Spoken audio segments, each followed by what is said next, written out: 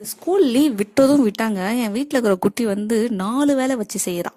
காலை, மதியம், மாலை, இரவுன்னு சொல்லிட்டு. ஆக்சுவலாக ஏப்ரலில் வந்து ஸ்கூல் முடிஞ்சிடுச்சு. அடுத்து ஒரு 20 days வந்து சம்மர் கிளாஸ் வச்சாங்க, அனுப்பி விட்டோம். மே மாதம் லீவு. என்னன்னா, காலையில் ஏஞ்சி புதுசாக விளையாட்டு கேட்குறா. டெய்லி என்ன சோறு செய்யறதுன்னு யோசிக்கிறது இந்த இடத்துல எனக்கு பெரிய டாஸ்காக இருக்குது. இதில் நான் புதுசாக அவளுக்கு விளையாட்டு சொல்லி கொடுக்குறது இது எனக்கு இன்னும் டாஸ்காக இருக்குது. இதுவே எனக்கு ரொம்ப ஸ்ட்ரெஸ்ஃபுல்லாக ஆகுது. எப்படா இவளுக்கு மறுபடியும் ஸ்கூல் ஓப்பன் பண்ணுவாங்க, எப்படா போகணுன்ட்டு. இதில் இன்னொரு இது என்னென்னா, இப்போ வீடு ஷிஃப்ட் பண்ணும்போது அவளோட பழைய ஐட்டம்ஸ்லாம் கிடச்சிச்சு.